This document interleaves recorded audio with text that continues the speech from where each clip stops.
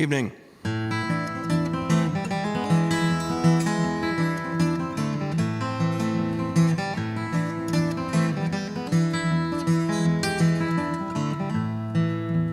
Once upon a time, long ago, for all I believed, got the old heave-ho. Remember to remember the Alamo, come a little closer to me.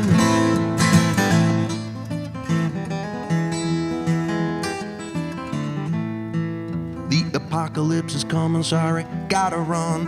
The odds on tomorrow are now at 2-1. And someone just said something about a setting sun, come a little closer to me. Old man river, have mercy on me. The devil's at the bottom of the deep blue sea.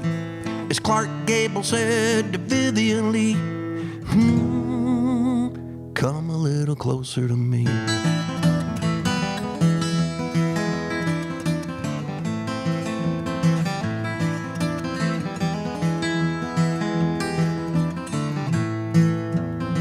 Black as night, white with fear, it's all right behind me in my rear view mirror. So come on pretty baby, get me out of here, come a little closer to me. Old man river, have mercy on me. The devil's at the bottom of the deep blue sea. As Clark Gable said to Vivian Lee, come a little closer to me.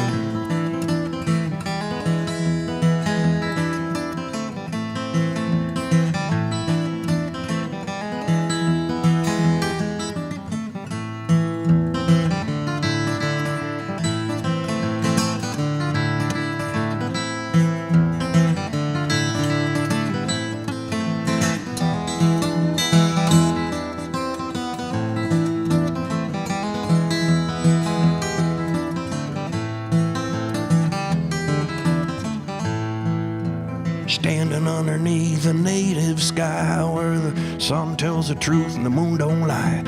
Both of them been giving me a evil eye. Come a little closer to me. Old man river, have mercy on me. The devil's at the bottom of the deep blue sea. As Clark Gable said to Vivian Lee,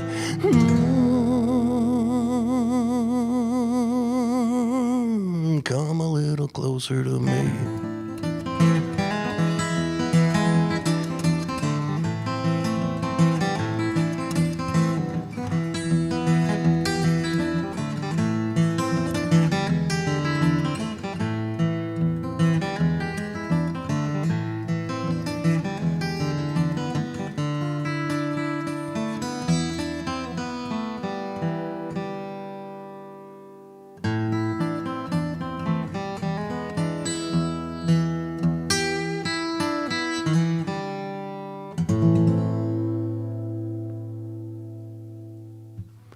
Good evening, welcome to the fourth and final Purple Rose Theater Company fundraiser. This is the fourth online and unplugged show I've done to raise money for a theater company located in Chelsea, Michigan. We're almost 30 years old, and there are businesses reopening, but those like theaters and restaurants, certainly theaters and stadiums, are going to be one of the last ones to come around. So anything you can do to donate, $1, $5, $10, $20 more, anything you can do will help us. And I appreciate it ahead of time. Who knows? We're hoping we don't spike this summer. If we social distance, that'll help blunt it. So, when I go out, I wear one. So, do me a favor and wear one, too. I don't want to catch it. I don't know if you've been reading about it, but it ain't just old people. It's not just people with medical conditions there are young people getting it. And it ain't no fun. When you listen to what these people are going through, just the ones who survive it, who get the rough end of it. Certainly there are those who cough, cough, sniffle, sniffle, and they go, what's the big deal? But you just got lucky. Other people don't. And the last thing I want to do is get it and have the sniffles, and that's it, but then I pass it on to somebody and it kills them. That's really not being a good American, right? Really? So do me a favor, help out. Help me, help your neighbor, help other people. Let's just ride through this. The sooner we all kind of behave and do what we're supposed to do for other people, the sooner we'll get out on the other end of this. It doesn't mean you can't go out. Doesn't mean you can't congregate if you do the 6 foot and the mask and the thing, and you just do it. Just do it. God, just do it. I don't want to go backwards. Neither do you. Part of being sequestered, quarantined, isolated is that you don't know what day it is. I only know it's Monday because I do this every Monday, last 4 Mondays. So I don't know what day it is usually. I get up in the morning and go, it's a day.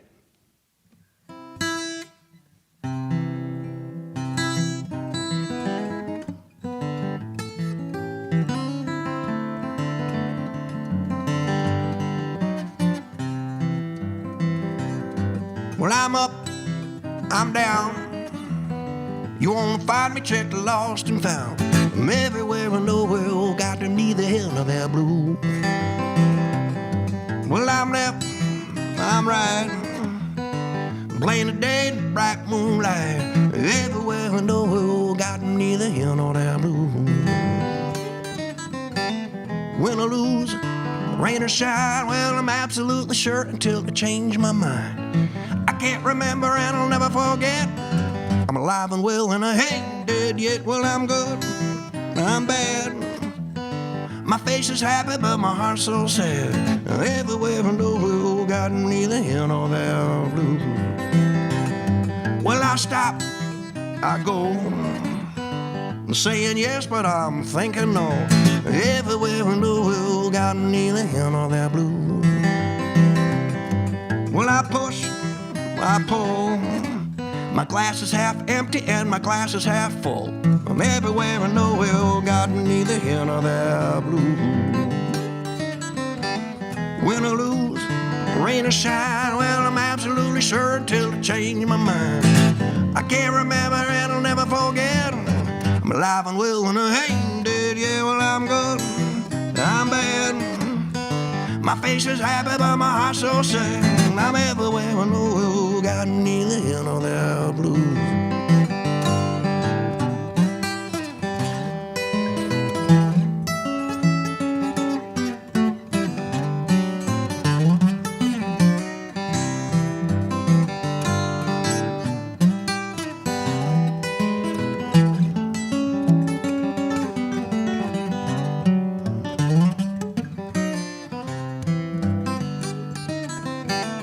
Win or lose, rain or shine, well, I'm absolutely sure until I change my mind.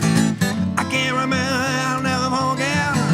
Alive and well and I ain't dead, yeah, I'm good, I'm bad. My face is happy but my heart's so sad.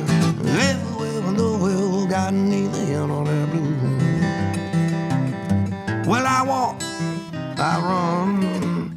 The song just started, now it's already done. I'm everywhere and nowhere, got neither here nor there blue. I'm everywhere and nowhere, I got them neither here nor there blue.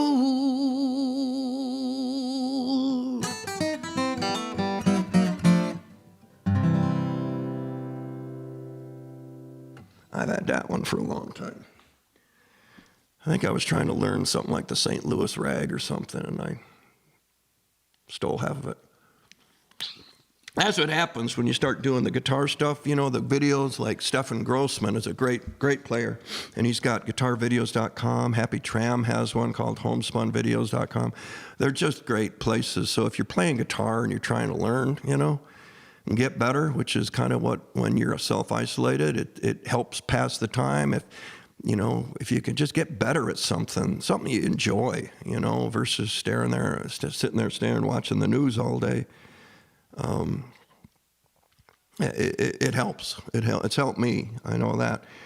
One of the things that really kind of changed it for me with the guitar, when I went to Circle Rep in the 70s and I was around all these playwrights, living, breathing playwrights, actually writing, you know, plays. That's when I fell in love with the writing process. I talked about that last week. And I had a guitar. I had a guitar in my apartment, my one-room apartment on 23rd Street and 7th Avenue. One room. I had a kitchen that used to be a closet. The whole thing used to be a hotel, and they converted it, and so I was renting an apartment. And you would go into the kitchen, and you couldn't open the oven and the refrigerator at the same time. You just couldn't. It just wasn't physically possible, that small. And I also had a lock. I had 2 locks on the door, being New York City in the 70s. This is 76. Son of Sam, for those of you who remember, was 77. Yeah, I was there. Never saw him. But I remember I had a door that had the 2 locks on it, and when I moved in, whoever was there before took out the top lock, which was this hole, and it was maybe a bolt, I don't remember, but it ended up being a hole right in the door. And I remember one night I was sitting there on the couch, you know, just... I looked over at the door, and I could see an eyeball in the hole. New York City. But one of the things, as I would sit there with my guitar, which became my best friend, not this one, but one previous to this, though this one now, it all changed when I discovered the blues. And, you know, you're aware of it, maybe now more so because, you know, they've got all these different genres and radio channels and all that. But back in the 70s, it was kind of, you know, if you came out of John Denver and James Taylor, whom I love, the finger picking of James Taylor, Arlo Guthrie was a big, Elton John, but, you know, nowhere do you like, are the blues, you know. And then as I was studying tab books from Stephen Grossman, but also Doc Watson, you know.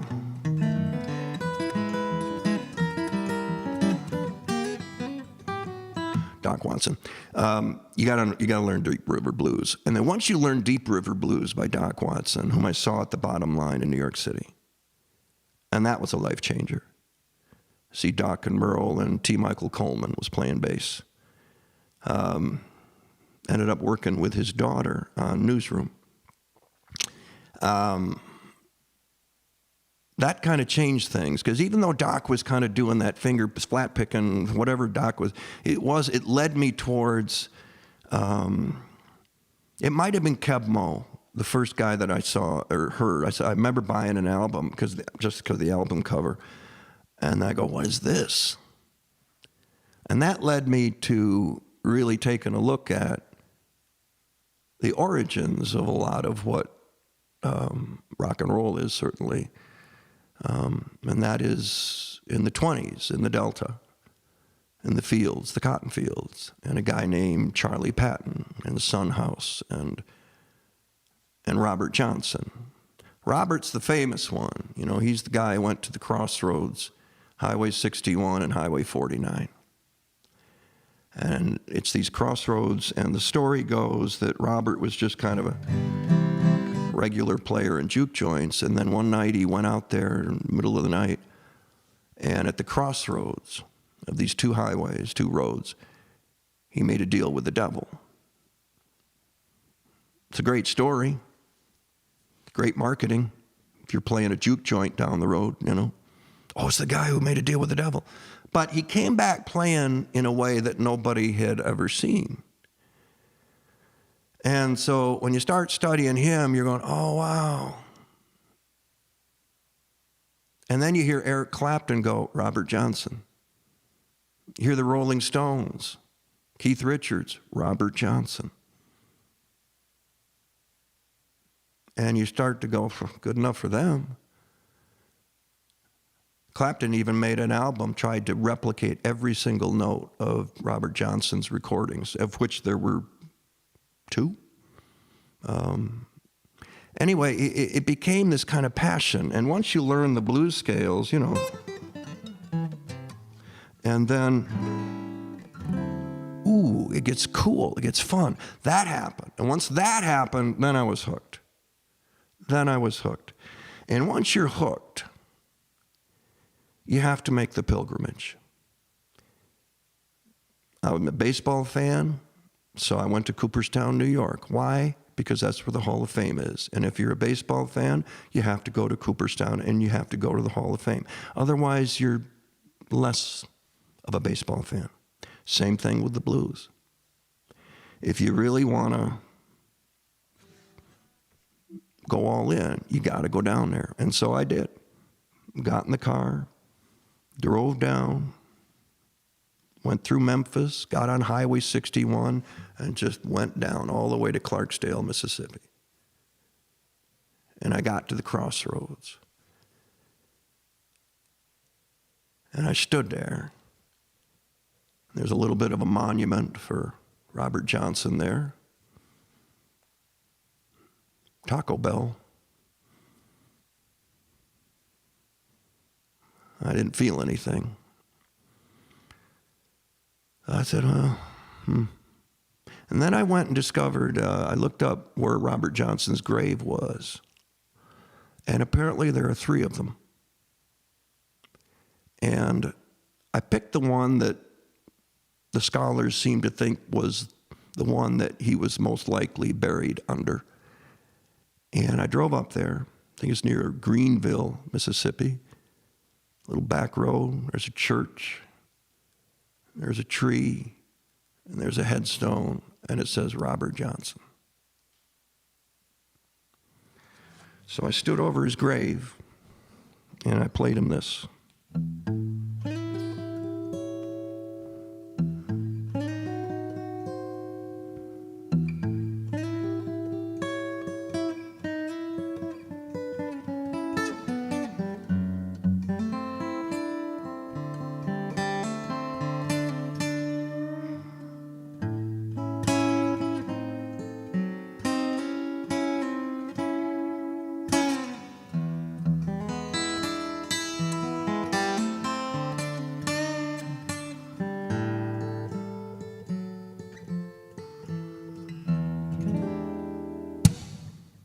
Went down to the crossroads, fell down on my knees. Ooh, I went down to the crossroads, fell down on my knees.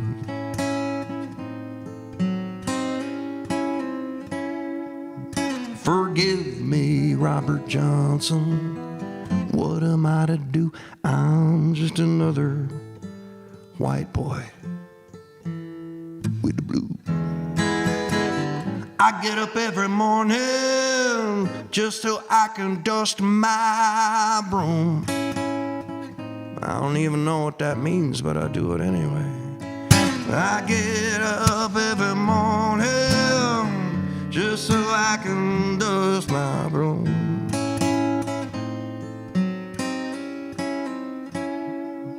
Forgive me, Robert Johnson. What am I to do? I am just another white boy with the blues. People tell me the blues ain't so bad.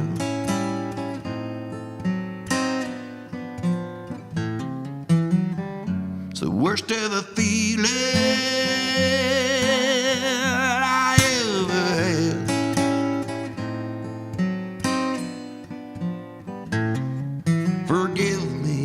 Robert Johnson.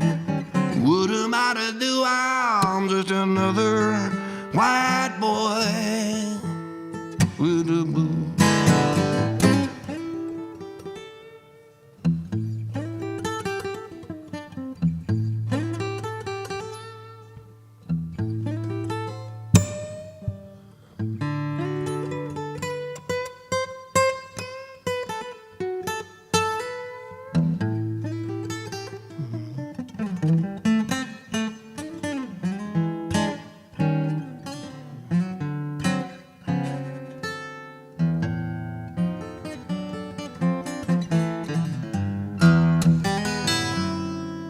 people tell me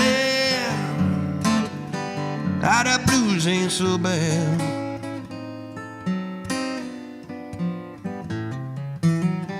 It's the worst ever feeling I ever had.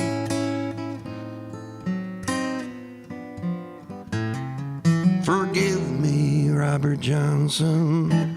What am I to do? I'm just another white boy with the blues.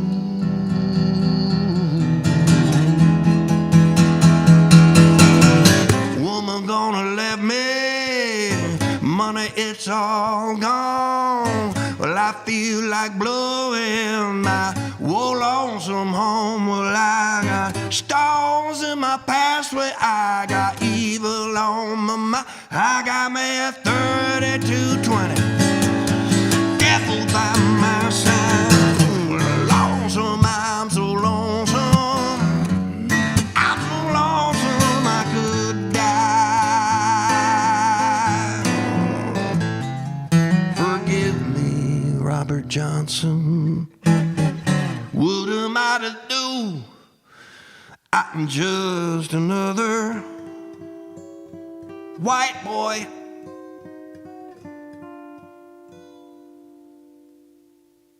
with the blues.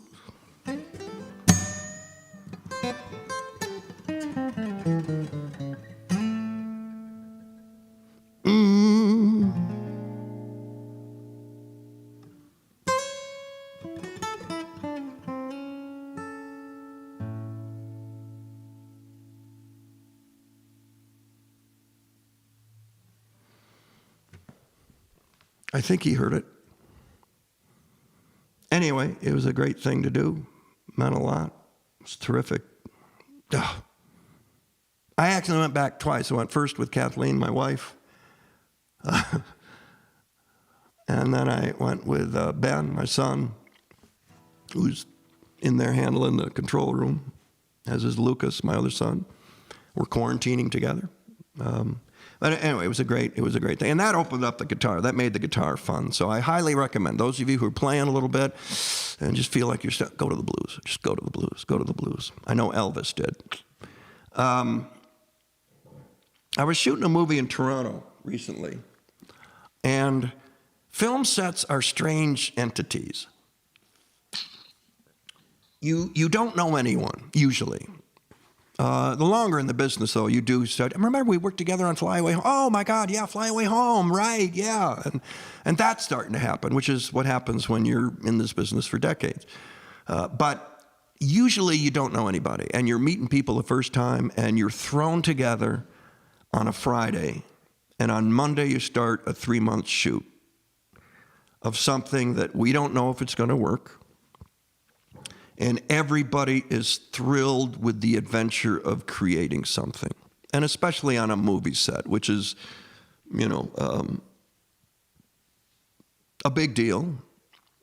For those of us who work them, it's a little bit like watching paint dry. But there is a kind of excitement to doing something that might be great. It also might be horrible. And that's the wonderful risk of what I've gotten to do for 43 years. And you start to see that in people around you, whether it's the other actors or the director who's taken out a second mortgage to option the book so he could write the script so he could do this, and he's finally, it's really, it can be pretty intense. What's cool about it, I've found, is the crew. And these are people that, it's a very nomadic gypsy lifestyle. You don't know where your next job is usually. We don't have 40 years at a company.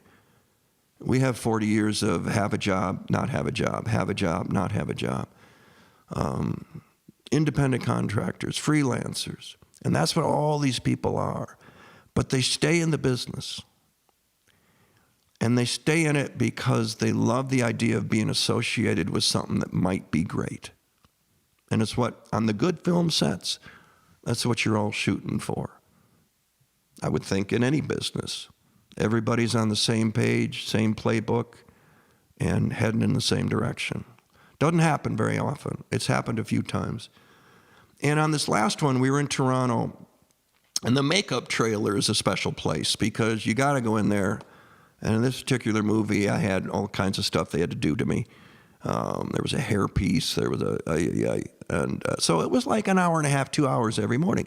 And it's the same people. It's the makeup people and the hair people, and you get to know them real well, and you become this kind of little family unit.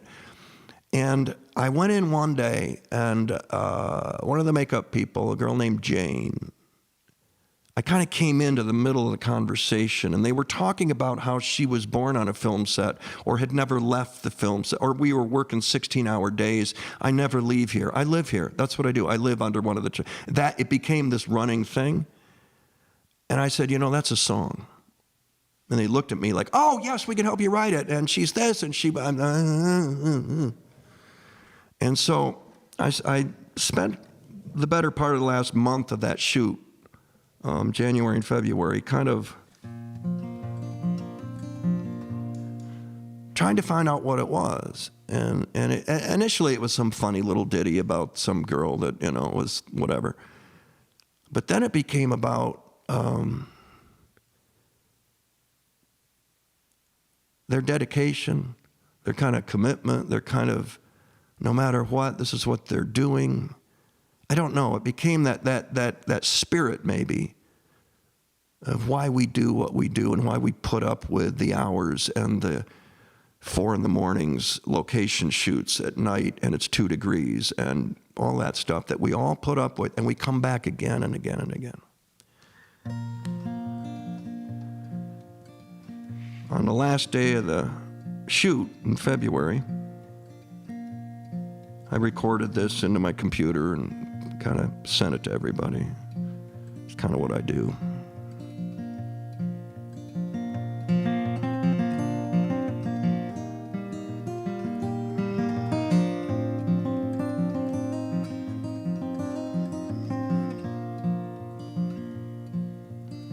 Her mama was an extra.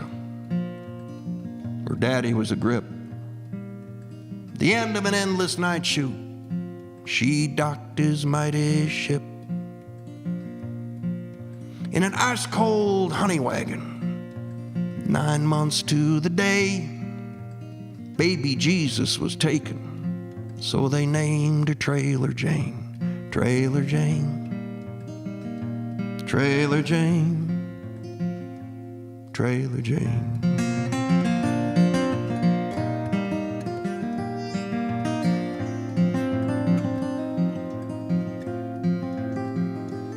She found clothes to wear in the wardrobe, used the makeup, did her hair, got a silver Sharpie, and just like that, her name was on a chair. Her ethics were a little loose, her morals a little looser, thanks to a legendary one-night stand with 2 associate producers. Some come seeking fortune, some come seeking fame, and the rest of us are singing the ballad of Trailer Jane.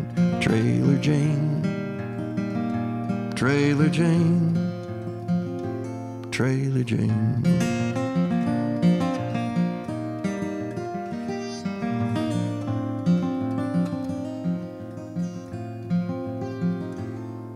She's first in line for second meal, last to be back in.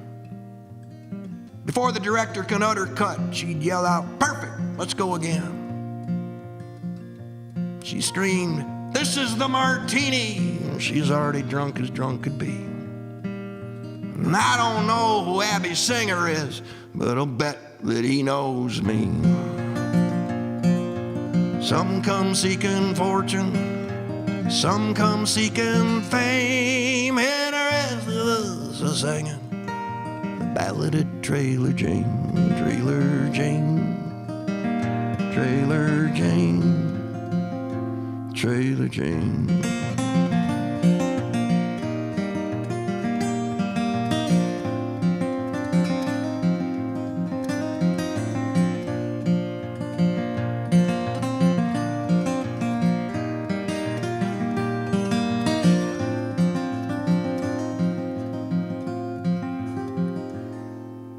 She talked into her walkie-talkie, even though we all knew there was no one there. She'd say, "Go for Jane, copy that," and then she'd vanish in the air. She'd disappear for weeks, for months, gone as gone could get it. And then one day, look, there she is, like she'd never left the set. Some say she was a ghost. Some say she was a vision. Some say she's just another PA on an all-important mission. Some say she never raps. Some say she's always there. And some say on every movie set, there's a trailer Jane somewhere. Some come seeking fortune, some come seeking fame, and the rest of us are singing the ballad of Trailer Jane, Trailer Jane, Trailer Jane, Trailer Jane.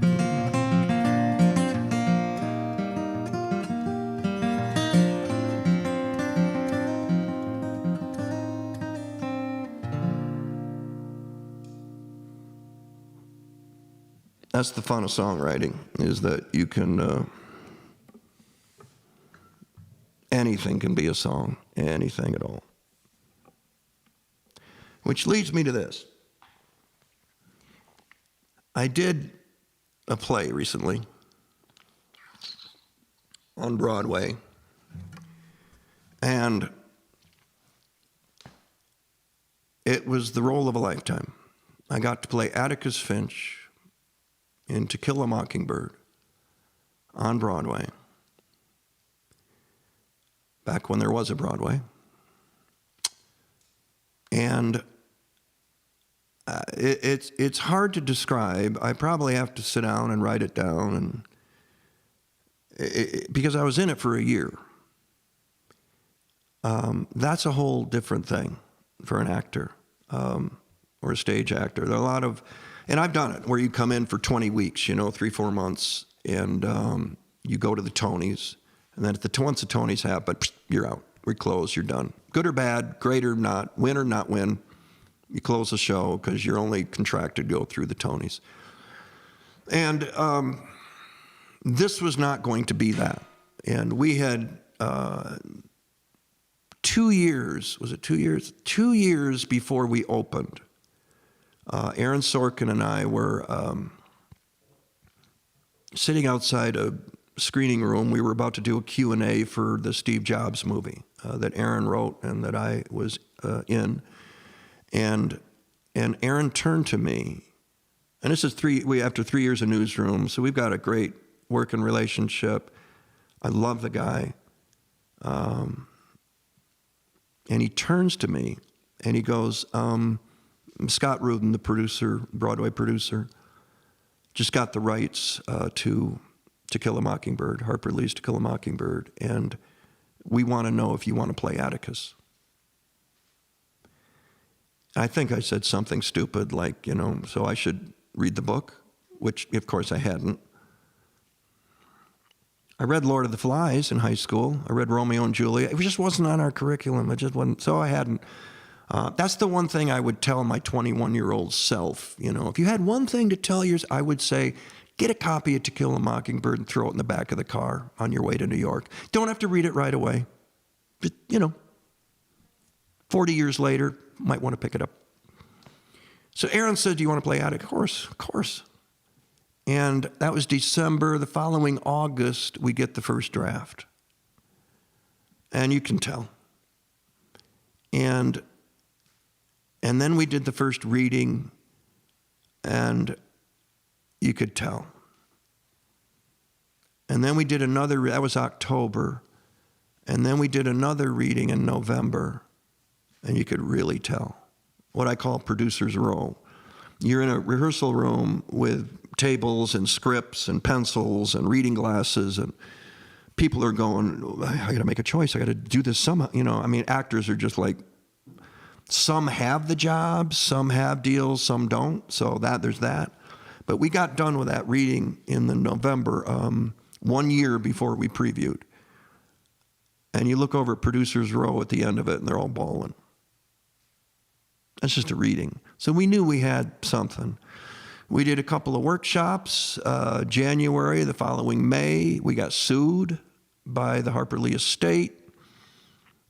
Fortunately, Aaron and Scott Rudin said, we aren't going to tell you anything about what's going on, so play dumb, which, you know, considering one of the movies I was in, came easily. We got through that, and now it's the summer, and now we're going into the rehearsals in the September before the December opening. And you start to realize, as you go through rehearsals heading towards your first preview on November 3rd of, I get my years mixed up, 2018, you start to understand what you're up against. And what you're up against is Gregory Peck. And there's no getting around it. The performance was great. He won an Oscar for it. And you're going to take it on. And you're going to walk out there and you're going to try to make everybody forget him. Not easy. The movie was from the point of view of an 8-year-old girl looking up. So Gregory Peck was up. He was already Mount Rushmore, right? So on page 1, he is Atticus Finch in capital letters to this 8-year-old girl scout. Horton Foote wrote the screenplay. Sorkin said, we're not going to do that. We're not just going to do a remake where everybody can follow along in the book. We're not going to abuse the book. We're not going to toss the book aside and do some, what are they doing version of it. No. We're just going to come at it from a different angle. And one of the things, he did a few things. One of the things he did was made Scout and Dill and Jem adults, late 20s. And they're looking back. Now, the costumes were still, they were wearing what they would have worn when they were 8 years old, but they're grown-ass, 28-year-old looking people who are smart and intelligent, and they're looking back to this thing that happened 20 years ago back in their hometown. And what that did was made Atticus a small-town lawyer. He wasn't Atticus Finch yet. He was just a guy that handled land service agreements and foreclosures. That's all he did. He had tried a couple of criminal cases, but the defendants were idiots and they got guilty. They were guilty, and Atticus said, never again. I'm not going into criminal law. That's ridiculous. So he was trying to raise his 2 kids, single parent, just trying to just be a good person, you know. And what was fun was the research. I got to research Jim Crow. I got to research systemic racism, the ugliness of it, how out front it is, was, is. And I imagine I wanted to know what Atticus saw when he stood on his porch in 1934 Alabama. I could start from there, and then wherever that took me, I know it wasn't where Gregory Peck went. Different script, different thing. Look, I'm eye level. She's looking back. Scout, Celia Keenan Bolger, who won a Tony. Thank God. She deserved it. Oh. Easily the best co-star, as good a co-star as I've ever had in 43 years. Celia. Pro. I relied on her because it was me and her kind of, come on, follow us, you know. And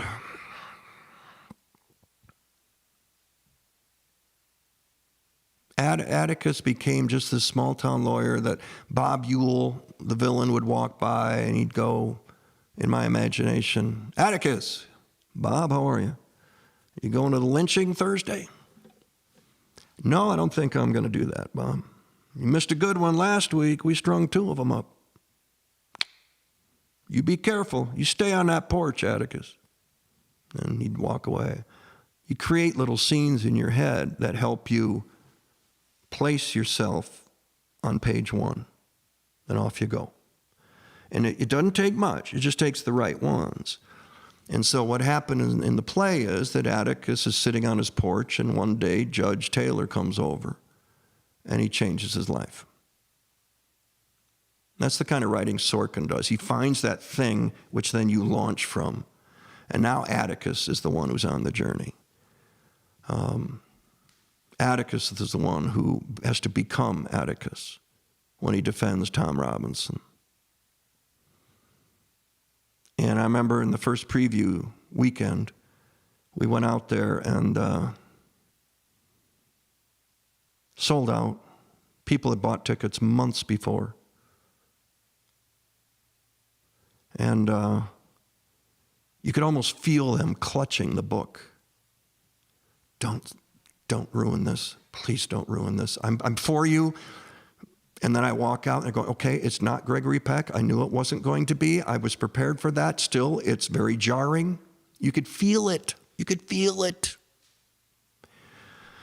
And I told the cast, I told 60 Minutes, sat with Steve Croft. Are you nervous? No, I'm not nervous. You got to delete those people. You got to delete it all. You got to delete Gregory Peck. No one has ever done this before. I'm the first one. I'm creating the role. That's how you got to look at it. So I walked out there and did what I did, and after the first weekend or first week, we had rewrites, and now we're in the November, and we're going through. We got rewrites every day. We're rehearsing in the day and doing a show at night, and we don't know our names. And now we're 5 weeks into the run, and the critics are going to come, and it's the New York Times, and it's the Washington Post, and it's the Variety, and Newsweek, and Time, and they're all coming. They're all going to be sitting right there. And then on opening night, there's Oprah Winfrey, and Hugh Jackman, and Tina Fey, and Magic Johnson, for God's sake. Opening night. And you throw a right hook at them. You challenge them. It's the role of a lifetime. Can't be scared. It's like athletes, 2 minutes and left in the game, and you need to put it in the end zone, and you're 80 yards away. Are you big enough for the moment?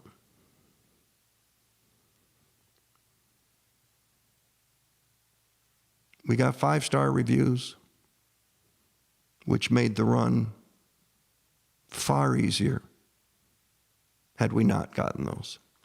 Because when you're in something for a year, 8 shows a week, Tuesday, Wednesday afternoon, Wednesday night, Thursday, Friday, Saturday afternoon, Saturday night, and Sunday afternoon, every week. And you're a hit. And now they're all coming. Stars, every night there's a star. And they're coming backstage. I remember with when we did God of Carnage with Jim Gandolfini. That's when I first saw it. They all came. There's Spielberg. There's Mike Nichols. Meryl. They're backstage after the show. That's Broadway at its best. When you've done the work and you've conquered it, and those people come back to say, yeah, you did it. Same thing happened on To Kill a Mockingbird.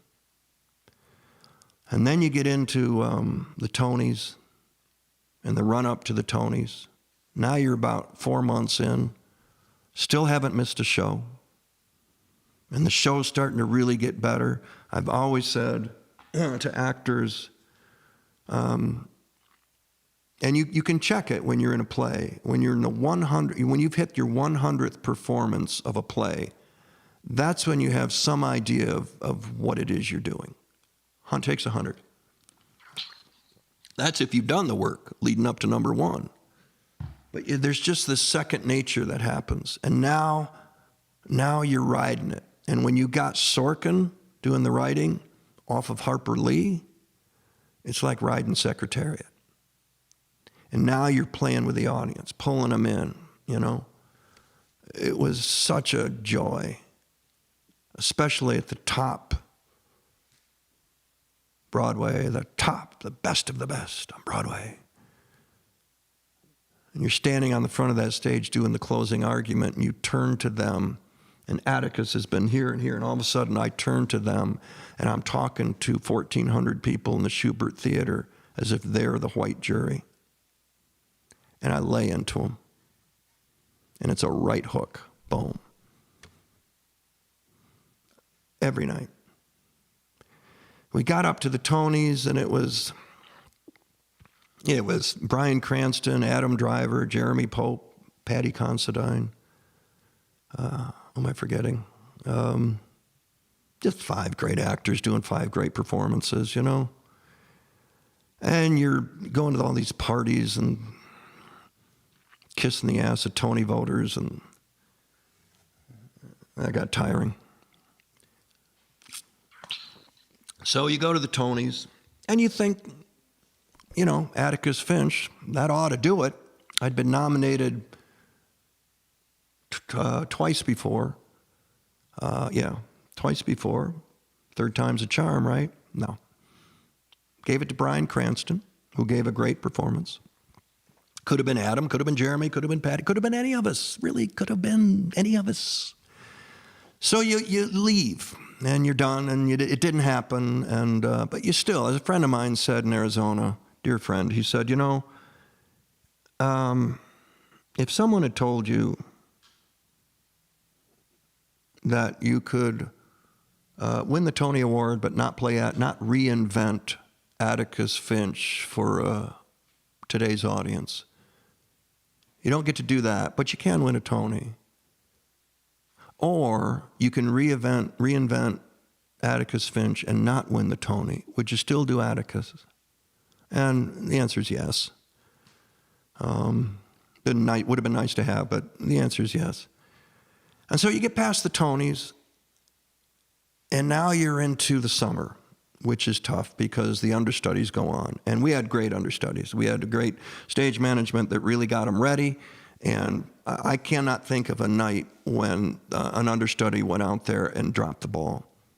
I mean, maybe once somebody missed a line. I remember one guy came up and said, "I'm sorry, I missed that one line." I didn't even notice. So we had a good group. But it is suddenly you're playing with a different wide receiver and you're the quarterback. And they just do things a little differently, which I encouraged. But it's still, you're playing defense a little bit out there just so you don't screw up. And so you go through the summer doing that. Now, one of the things that I wanted to figure out was, can you do a perfect performance? On film, television, the editor decides that. He can help you. He or she can put you together and cut you up, and next thing you know, you're brilliant. Well, there's a whole series of film on the floor where you were less than that. Editing's a beautiful thing, but you don't have an editor on Broadway. And that, you got to string it for 2 hours and 45 minutes and not miss anything, not hit one speed bump. And I'd always, even with Carnage, I had done that for 7 months, and I had never, there's always 1 or 2 things. And it's a bit of the perfectionist, but also there was always 1 or 2 things, you know, guitar, you miss a note, you something. And so I was 7 months in, the Tonys were over, it's June, and the following Sunday was Father's Day. And my dad passed away in 2012, and this was the role that I wish he had seen. And so you get up to that Father's Day thing, and you're, you know, a little down because you came up short at the Tonys, and you're, well, okay, well. And you're thinking, wouldn't it be nice if you got some kind of sign, you know, some kind of, that he's watching.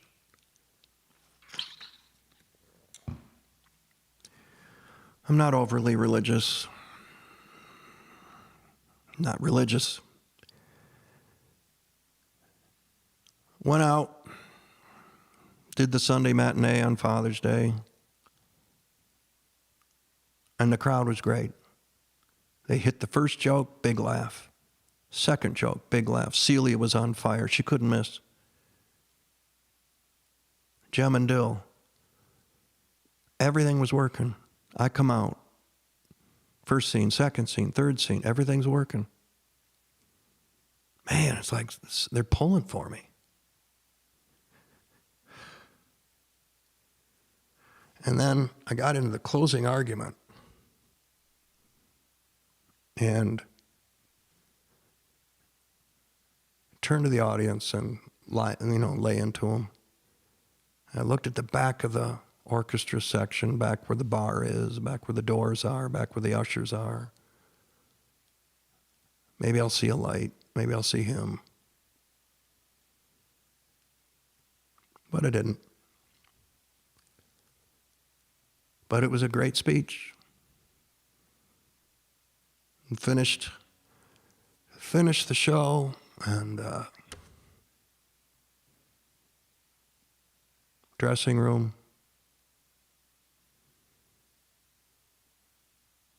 And I went out, and there were about 100 people, and they got playbills, and you sign them, and, have a couple of words with people who were very nice. And before I could start to sign, an elderly woman, 80,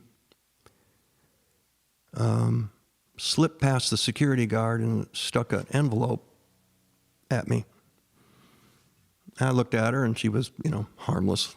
So thank you. And the security guard, I said, oh, it's okay. And I turned, she was gone. But I had the envelope. So I signed the autographs, went back to the apartment. And later that night,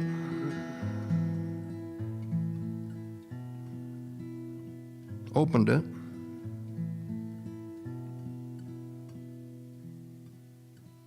And it was from a woman named Rebecca Foote.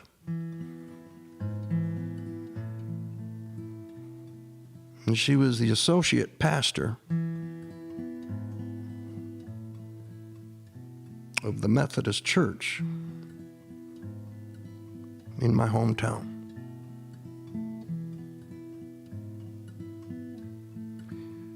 It was the church my dad went to.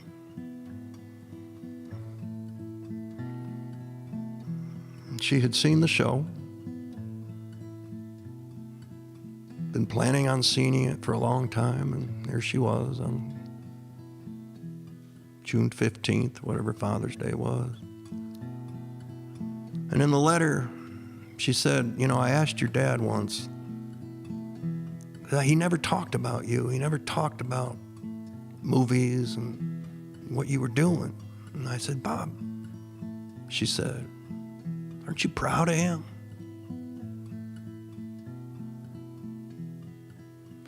And he said, of course I'm proud of him.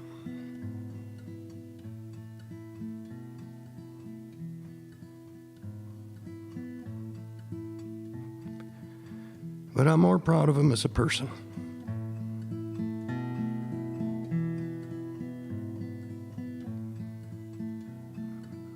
So maybe he did see it.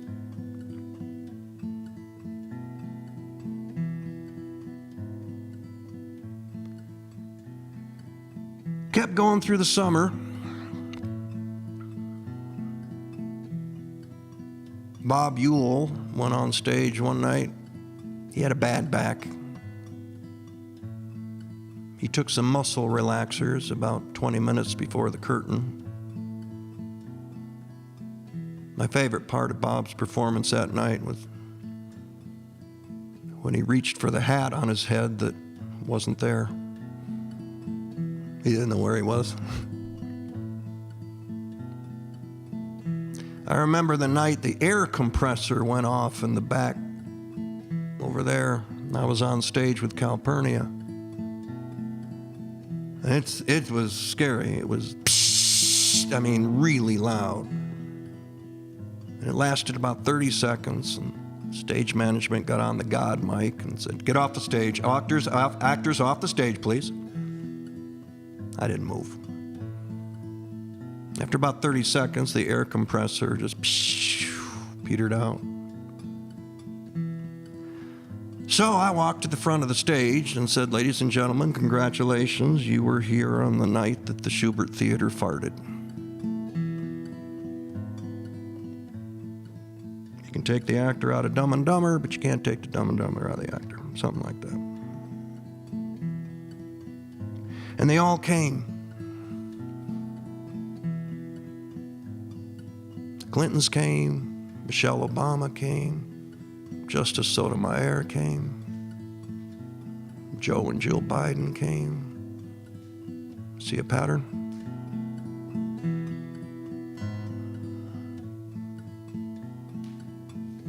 James Comey came.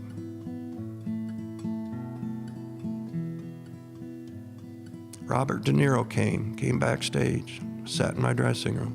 Couldn't have been nicer. Justin Timberlake came, talked about the power of stillness. And Justin got up in my dressing room and showed me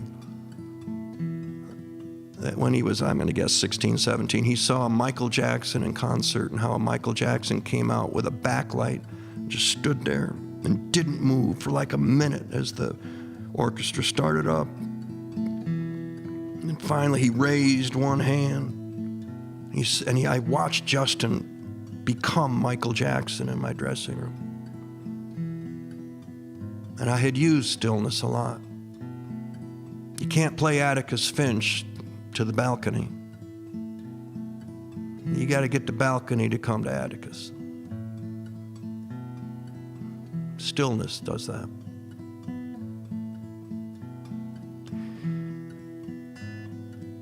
One day I got a letter in the dressing room. I opened up, it was from Al Pacino. Now, Al Pacino was like, I saw Dog Day Afternoon in Mount Pleasant, Michigan, when I was supposed to be going to Central Michigan University, and I went and saw Dog Day Afternoon 6 times. Whatever Al Pacino's doing, I want to figure out how to do that, which meant I had to go to New York. Now here he is sitting in a Broadway theater.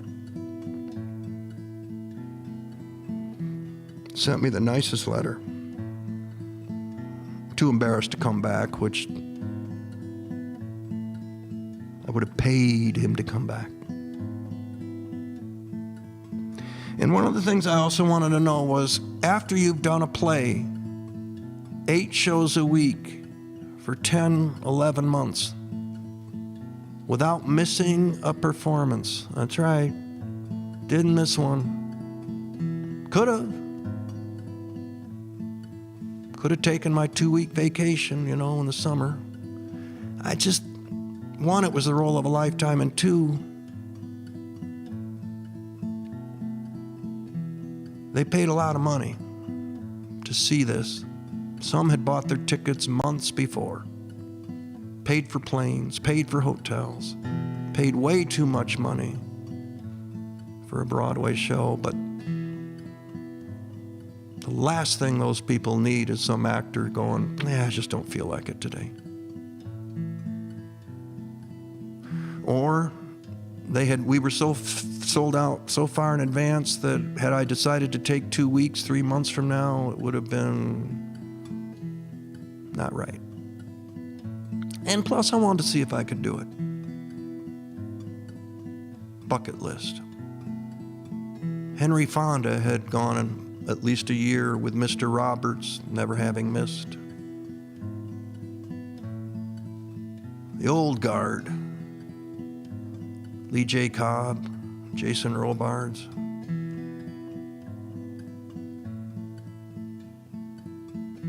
Actors, wanted to be one of them. So I got into the last month, the October before the closing on November 3rd, and I hadn't missed. And one of the things I found out was that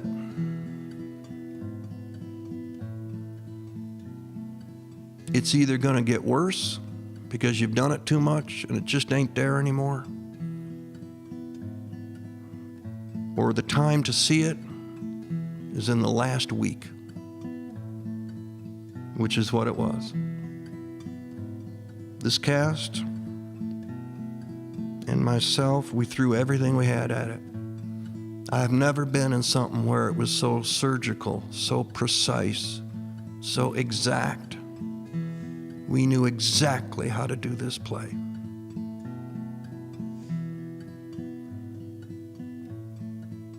On the last weekend,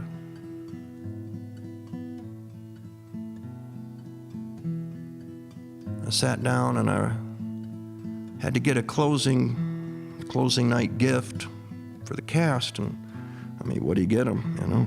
I don't know. Well, I did the thing I do. I wrote him a song. And on the Sunday morning of the last matinee, I emailed it to every one of them. Crew, to Aaron, everybody.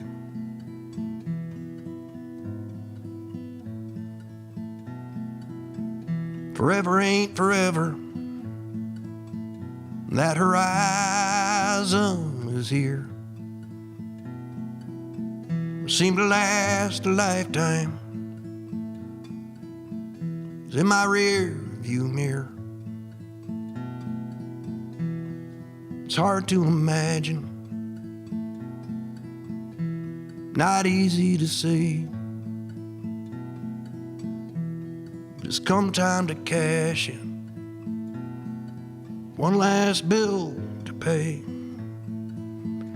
All rise. All rise. Well, I forever see him standing down below the way up high. Forever feel the stillness and the silence in their eyes. Forever hear her organ and his beautiful guitar. Joy cometh in the morning,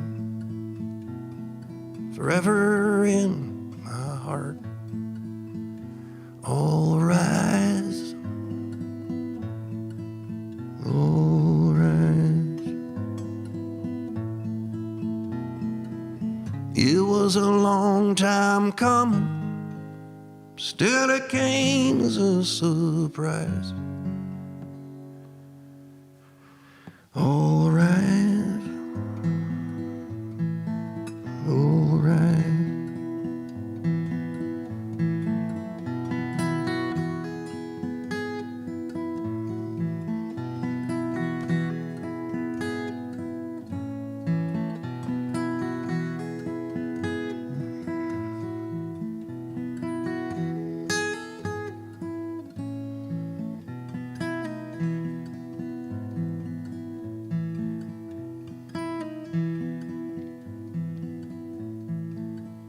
Long before I can't remember, 'cause I'll forget before too long. That November to November, I can find inside this song.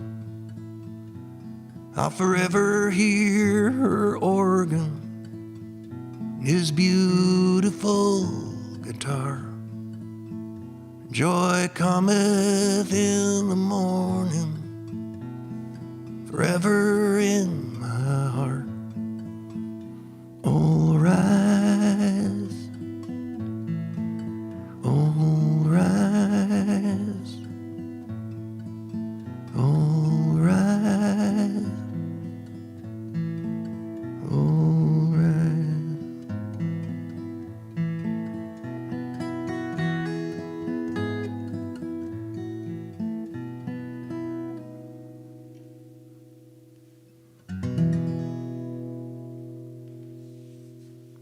Thank you very much for watching.